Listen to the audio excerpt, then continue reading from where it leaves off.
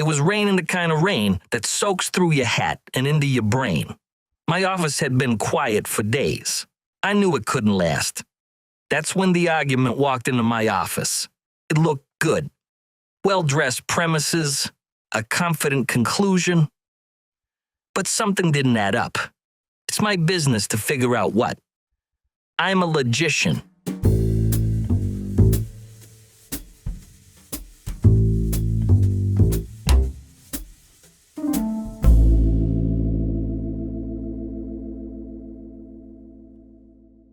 They say logic is the study of the methods and principles used to distinguish correct from incorrect reasoning.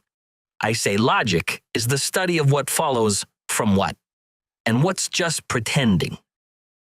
Now, I have noticed that most folks spend a lot of their lives learning words, studying language, spelling, grammar, sentences that behave themselves. They learn numbers too. So many years learning about numbers, what you can add, what you can divide, what you can and can't get away with in mathematics. And folks even learn how the world works. They study empirical science, experiments, evidence, cause and effect. These are all good things to study. But here's the funny part. What about logic? Almost nobody ever learns how reasoning itself works. This argument sure hadn't. We are often told that we need to think well. We are praised when we think well. We are corrected when we don't think well. But how often have any of our teachers explained why one line of thinking holds up in court and another collapses under cross-examination? Telling us to think well without teaching us to think well is like teaching writing without mentioning nouns. It's like teaching math without explaining numbers. Sure, you can get by, but you'll never really know what you're doing. And in a world where decisions run on arguments, politics, science, money, justice, everything rests on arguments. Not knowing how reasoning works is like walking blindfolded through heavy traffic. The strange thing is, it wouldn't even take that long to fix. A couple of college courses.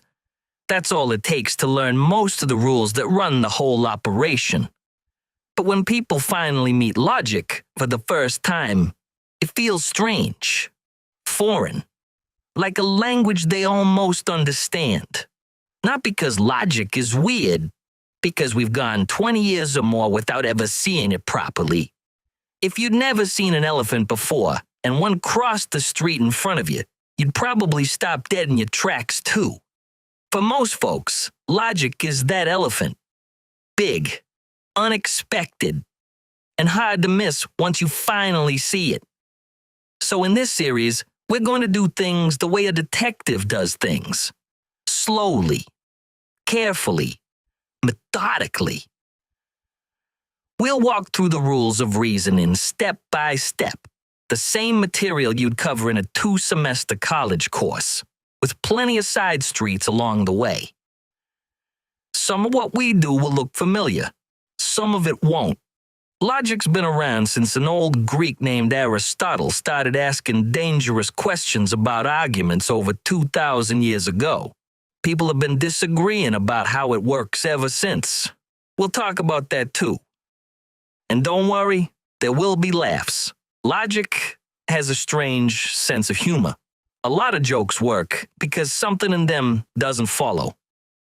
One of the earliest logic jokes went something like this.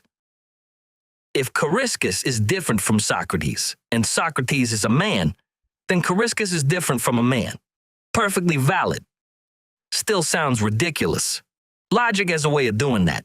So, where do we begin? Same place every good detective does. At the beginning.